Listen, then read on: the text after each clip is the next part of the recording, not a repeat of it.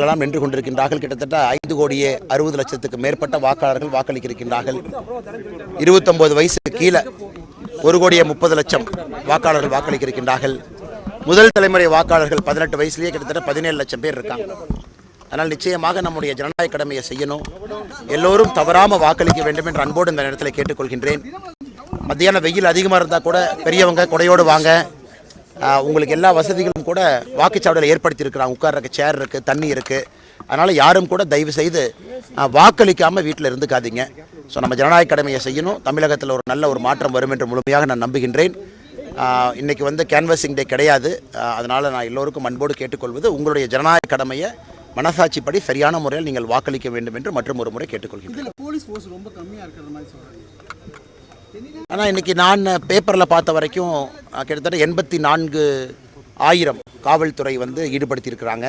குறிப்பாக தேர்தல் ரிலேட்டட் ஒர்க்கை பொறுத்த வரைக்கும் தமிழ்நாடு ஜென்ரலாகவே பீஸ்ஃபுல் ஸ்டேட்டு தான். ஒரே ஃபேஸில் நம்ம எலெக்ஷனை கண்டக்ட் பண்ணுறோம். மக்கள் எப்பொழுதுமே அமைதியாக ஓட்டு போட்டுட்டு போயிடுவாங்க. போல் வயலன்ஸ் நம்மகிட்ட பெருசாக இருக்காது. அதே நேரத்தில் கடந்த 2-3 நாட்களாக நிறைய அந்த கேஷு கரூரில் பார்த்திங்கன்னா 1/2 கிராம் தங்கம், வெள்ளி, கோயம்புத்தூருக்குள்ளே ஏகப்பட்ட பண டிஸ்ட்ரிபியூஷன், இதெல்லாம் போலிங் ப்ராசஸை டிஸ்டர்ப் பண்ணியிருக்கு. அதில் எந்த மாற்று கருத்தும் இல்லை, இது உண்மைதான். பட் அதுவும் இன்றைக்கி வாக்களிக்க வர்றவங்க இதையெல்லாம் தாண்டி மனசாட்சிப்படி சரியான முறையில் வாக்களிப்பாங்கன்னு முழுமையாக நான் நம்புறேங்க. இப்போ நமக்கு நிறையா ஃபோன் பண்ணியிருக்கிறது எல்லாமே, நிறையா மெசேஜ் போட்டிருக்கோங்க எல்லாமே சென்னையிலிருந்து குறிப்பாக தென் தமிழகத்திற்கு செல்லக்கூடிய பேருந்து வசதிகள் ரொம்ப குறைவாக இருக்குது. அந்த பேருந்து ரொம்ப குறைவாக தான் இருக்குது. ப்ரைவேட் ஆப்ரேட்டர்ஸும் ரொம்ப குறைவாக இருக்குது. அரசு பேருந்துகள் குறைவாக இருக்குது. நேற்று இரவு சிங்காநல்லூர்லேருந்து பார்த்தோம். இங்கேருந்து வெளியே செல்லக்கூடிய பேருந்துகளுடைய எண்ணிக்கையும் குறைவாக இருக்குது. நிறைய பேர் கம்ப்ளைண்ட் பண்ணுறாங்க.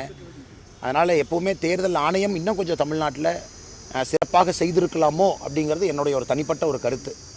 டிரான்ஸ்போர்ட் டிபார்ட்மெண்ட்டை கையில் எடுத்துருக்கணும், இன்ஸ்ட்ரக்ஷன்ஸ் கொடுத்துருக்கணும், அடிக்குவேட் பஸ்ஸஸ் இருக்கான்னு செக் பண்ணியிருக்கணும், அது எல்லாத ஃப்ளோவை பார்த்துருக்கணும்.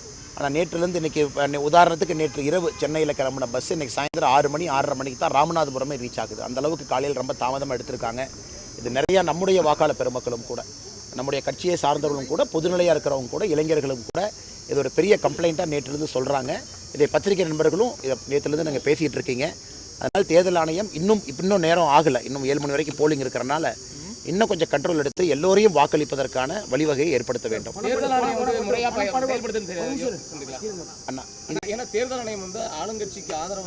ஆனால் இந்த முறை என்ன கேட்டிங்கன்னா, நான் தேர்தல் ஆணையத்தை பற்றி நான் இந்த கட்சி அந்த கட்சின்னு சொல்லிங்கன்னா, தேர்தல் ஆணையம் இன்னும் சிறப்பாக தன்னுடைய பணியை செய்திருக்க வேண்டும் அப்படிங்கிறது என்னுடைய ஒரு தனிப்பட்ட கருத்தாக நான் வைக்கின்றேன். காரணம், வீட்டுக்கு 4 பேர் நடந்து போய் ஒரு வாக்குக்கு 5,000 ரூபா கொடுக்குறாங்க.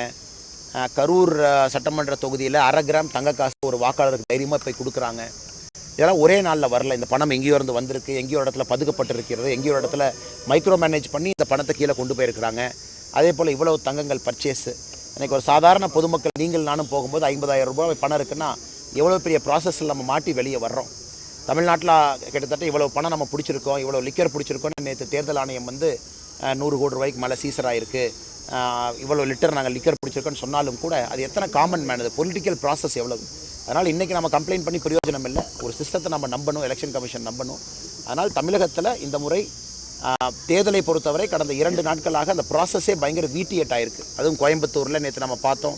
கோயம்புத்தூர் தெற்கு தொகுதியினுடைய சட்டமன்றத்தினுடைய வெற்றி வேட்பாளர் அம்மன் அர்ஜுன் அவர்கள் ஆர்ப்பாட்டம் பண்ணது எல்லாத்தையுமே நம்ம பார்த்தோம். வாக்காளர்கள் பார்த்து கொண்டிருக்கின்றார்கள். இதையும் தாண்டி வாக்காளர்கள் வாக்குச்சாவடிக்கு வரும்பொழுது நியாயமாக, நேர்மையாக, மனசாட்சிப்படி வாக்களிப்பார்கள் என்று முழுமையாக நம்புகின்றேன். சத்தமாக சொல்லுங்கண்ணே. ஆனால் எஸ்ஐஆரை பொறுத்தவரை எஸ்ஐஆரோட இம்பேக்ட் என்னோட கணக்கு டோட்டல் போலிங் ப்ராசஸ் டெலிஷனால் மட்டும் உயரும்.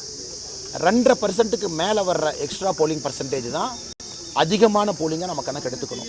எஸ்ஐஆர் டெலிட்டட் ஓட்டர்ஸ் நீங்கள் அக்கௌண்ட் எடுத்து பார்த்தீங்கன்னா ஒரு 2.5-3% அதை அக்கௌண்ட் பண்ணும்.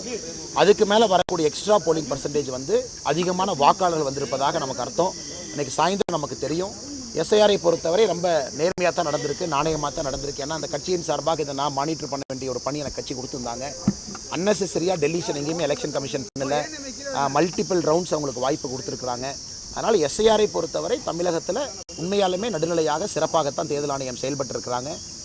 இன்க்ரீஸ் போலிங் பர்சன்டேஜ் 7 மணிக்கு மேலே நம்ம கணக்கு போட்டு தெரியுங்க. ஆனால் இந்த தேர்தல் வழக்கமான தேர்தலெல்லாம் தாண்டி அடுத்த கட்டம் போயிடுச்சு. நான் எந்த தேர்தலையுமே ஒரு வாக்காளருக்கு 1/2 கிராம் தங்க நாணயத்தை தைரியமாக வீட்டில் போய் கொடுக்கறத நான் பார்க்கல. கோயம்புத்தூர் அர்பன் ஏரியாவில் வீட்டுக்கு போய் உங்களுக்கு ஓட்டு இருக்குது 5000 ரூபா, 4 ஓட்டு இருக்குது 20000 ரூபா, அந்த மாதிரி நான் பார்க்கல. அதெல்லாம் தாண்டி நடந்திருக்கு. அதனால் இது தேர்தல் ஆணையத்துக்கே ஒரு பாடமாகத்தான் நான் பார்க்குறேன். ஏன்னா தமிழகத்தில் இன்னைக்கு தேர்தல் நடத்துவதற்கு முன்பு 2 மாதம் 3 மாதம் முன்னாடியே இன்னைக்கு தேர்தல் ஆணையம் கண்ட்ரோல் எடுக்க வேண்டிய கட்டாயம் வருது. கீழே மைக்ரோ மேனேஜ்மெண்ட் டீம் போடணும், பேங்க் அக்கௌண்ட்ஸை மானிட்டர் பண்ணணும், large scale movement of cash check பண்ணணும். ஏன்னா எல்லா அரசியல்வாதிக்குமே தெரியுது, போலிங் டேட் அனௌன்ஸ் பண்ணுறதுக்கு முன்னாடி எல்லாருமே செய்ய வேண்டிய வேலையை செஞ்சிடறாங்க, கடைசியில் போய் பதுக்க வேண்டியதை பதுக்கிடுறாங்க. அதனால் தேர்தல் ஆணையத்துக்கு இந்த முறை தமிழகத்தினுடைய தேர்தலை பார்க்கும்பொழுது ஒரு பெரும் பாடமாகத்தான் இது இருக்கும். இதிலிருந்து அவங்க கோர்ஸ் கரெக்ஷன் பண்ணணுங்கிறது ஒரு வாக்காளனாக என்னுடைய எதிர்பார்ப்பு.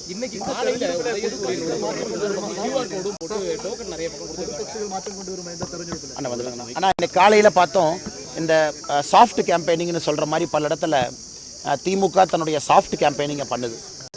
உங்களுக்கு 100 மீட்டர் அது ஒரு கிளியர் நான் நெகோஷியபிள் ஏரியா, யாரும் உள்ளே போய் எந்த சாஃப்ட் கேம்பெயினிங் பண்ணக்கூடாது. ஆனால் பல இடத்துல சாஃப்ட் கேம்பெயினிங் நடக்குது. இது அன்ஃபார்ச்சுனேட். தேர்தல் ஆணையம் இதை கண்டிப்பாக வன்மையாக அதை சீரியஸாக எடுத்து ஆக்ஷன் எடுக்கணும். குறிப்பாக திராவிட முன்னேற்ற கழகம் பல தவறுகளை பண்ணுறாங்க, சாஃப்ட் கேம்பெயினிங் பண்ணுறாங்க. அதையும் நாங்கள் வன்மையாக கண்டிக்கின்றோம். புதிய கட்சிகள் இருக்காங்கன்னா இல்லைன்னு சொல்லலை, இளைஞர்கள் இருக்கிறாங்க, வாக்களிக்கிறாங்க.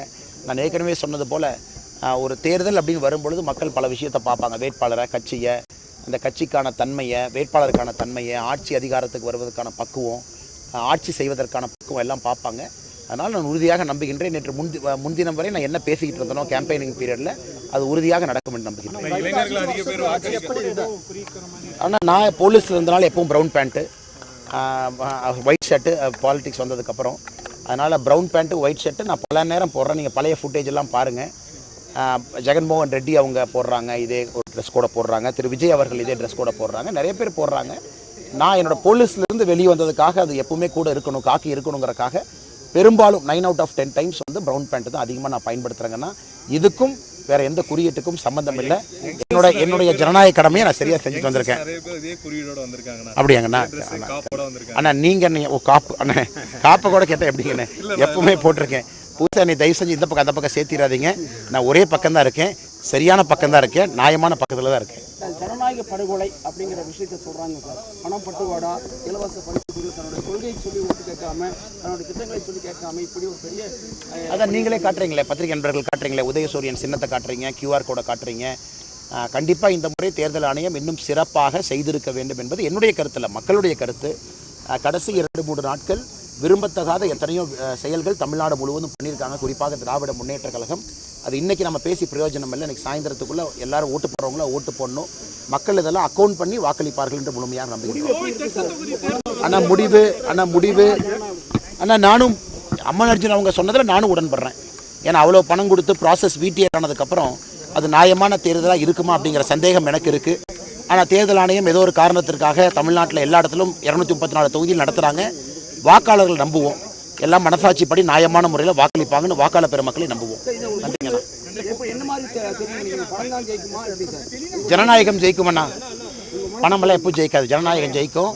மக்கள் எல்லாம் சரியாக போய் ஓட்டு போட்டு வந்துச்சிங்கன்னா எல்லாரும் ஜெயிச்சிருவாங்க, நல்லவங்க ஜெயிப்பாங்க. அண்ணே இந்திரவியா அண்ணே நல்ல இதில் நல்ல ஆனால் இன்றைக்கி நான் எந்த கேம்பெயினும் பேசக்கூடாதுங்கன்னா தவறாக போயிடும், மற்றவங்க பண்ணுற தப்பை நான் பண்ண மாட்டேன். ஜனநாயக கடமை இன்றைக்கி செய்யுங்க. நான் நேற்று முன்தினம் வரை என்ன பேசிக்கிட்டு இருந்தனோ தமிழகத்தில் அது நிச்சயமாக நடக்கும். இவ்வளோ பிரச்சனை இருந்தும் தேர்தல் ஆணையம் வேடிக்கை தான் பார்க்குது. அப்புறம் எதுக்கு இந்த தேர்தல்? அண்ணா இதில் பிரச்சனை என்ன, தேர்தல் ஆணையத்தில் திரும்ப இன்வால்வ் பண்ணுறவங்க அரசு அதிகாரிகள், அது குறிப்பாக லோக்கல் கவர்மெண்ட் ஸ்டாஃப். இது ஒரு பெரிய பிரச்சனை. தேர்தல் ஆணையமாக இருந்தாலும் கூட கீழே இருக்கக்கூடிய அதிகாரிகள் எல்லாமே லோக்கலில் இருக்கக்கூடிய அதிகாரிகள், அரசு பொறுப்பில் இருக்கக்கூடிய அதிகாரிகள். அவங்க நான் குறை சொல்ல, தேர்தல் ஆணையம் இன்னும் கொஞ்சம் இந்த ரெப்ரசன்டேஷன் ஆஃப் பீப்புள் ஆக்டை கடுமையாக அவங்க பிரயோகம் பண்ணணும். ஆனால் அதை பண்ண தவறிட்டாங்கன்னு தான் என்னுடைய தாழ்மையான கருத்து, வேண்டுகோள் கூட. அதே நேரத்தில் தேர்தலுக்கு முன்பே எல்லாம் நடந்துருச்சு. மாடல் கோட் ஆஃப் கான்டாக்ட் வர்றதுக்கு முன்னாடியே செய்ய வேண்டியதெல்லாம் செஞ்சுட்டாங்க. அதை தேர்தல் ஆணையம் இன்னும் கொஞ்சம் விழிப்புணர்வோடு மானிட்டர் பண்ணியிருக்கணும். பல இடத்துல நம்ம கம்ப்ளைண்ட் கொடுத்து கூட ஆக்ஷன் இல்லை.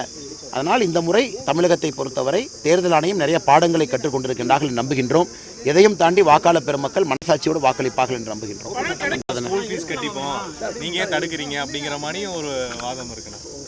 அண்ணே நான் தேர்தலை பொறுத்தவரை அது வாக்காளர் பெருமக்கள்கிட்ட விட்டுறேன். நாம் ஒரு ஜனநாயகத்தில் சில பேர் பணம் கொடுக்கல, நியாயமான முறையில் ஓட்டு போடுறாங்க. எல்லோரையும் இந்த நேரத்தில் நாம் கேட்டுக்கொள்வது, நியாயமான மனசாட்சிப்படி நீங்கள் ஓட்டு போடுங்க. யாருக்கு ஓட்டு போட்டாலும் சரி, மனசாட்சிப்படி போடுங்க.